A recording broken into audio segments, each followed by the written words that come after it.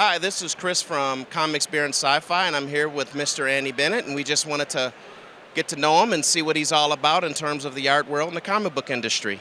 It's going great today. It's a nice crowd this afternoon. So tell me, how long have you been in this industry? Made my start in about 95, 96. So what's that, 25 to 30 years ago? It's been a long time. I started with a company called Caliber Comics that was based right here in Livonia. So this is kind of my home show. They brought me up here for the first time in the mid 90s, and I've been coming back ever since. So at what point did you realize this is what I want to do for the rest of my life? Oh wow! I guess I know. As a kid, you always think it would be super cool, but then when you start thinking about careers, you start thinking more practically. But then I went to art school, and while I was there, I kind of discovered a lot of things and really opened my eyes about what's possible with the medium, and the things you can do, and it's not just as simple as what you see on the newsstands all the time. It's really kind of sky's the limit stuff. And so at that point, it becomes kind of a little more real, and you decide that this is something you could really make something of. At what point in your life did you tell yourself, man, I really love drawing? Oh, I can't even tell you how long ago that was. That's when I could hold a pencil with my hand. When I was really small, I always had my parents do drawings for me. I would tell them what to do, and they weren't that into it. So I started doing it myself at that point, and I just stuck with it.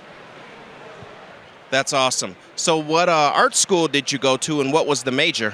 I was an illustration major at Columbus College of Art and Design. A lot of us here went to Columbus. It was a good school in the 90s, back when I was going there, and so Dave next to me here went as well, and several other people around. It was a real important time during my formative years. So what are you working on these days? These days I'm working on some some comics work for a company out of the UK called Tripwire. And we're serializing a story called Sherlock Holmes and the Empire Builders that is based on Arthur Conan Doyle's Sherlock Holmes, but it's sort of kind of spun in an alternate history way. In addition to that, I'm working on Inktober right now, where I do a drawing a day every day in October.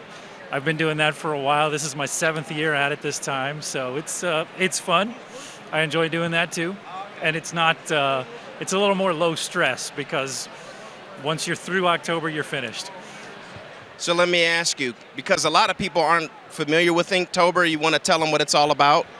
It's kind of a nationwide, a worldwide artist exercise challenge kind of thing of ink drawing, and that's my thing anyway. So it spoke to me in that regard. But everybody gets on board. They do a drawing a day throughout the month of October, and you share it. You share it out on social, and the hashtags are going everywhere, and it's a pretty cool thing to watch unfold as the month progresses. How did you get into inks? Because a lot of artists are afraid of that, because once you put it down, you have to commit to the line. So why don't you tell us about how you got into that and what pulled you to that medium?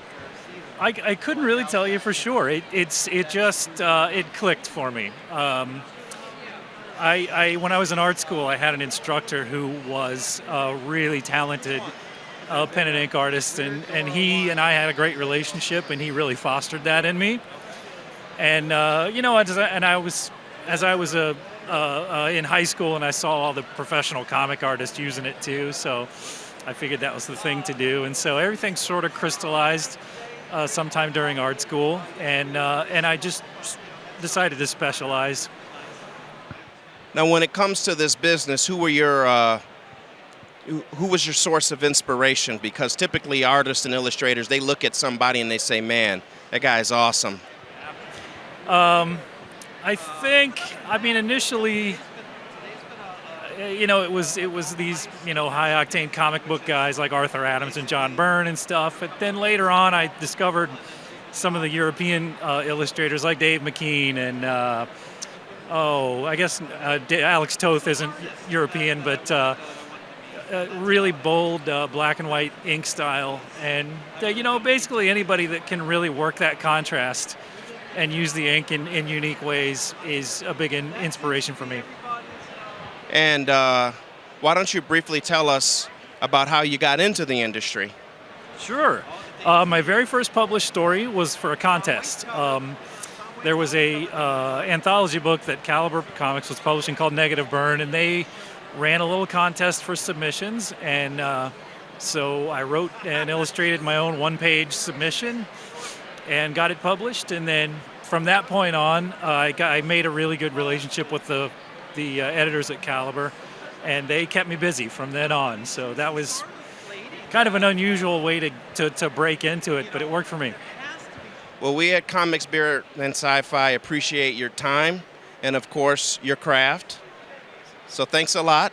This is Chris from Comics, Beer, and Sci-Fi signing off. Thank you for watching.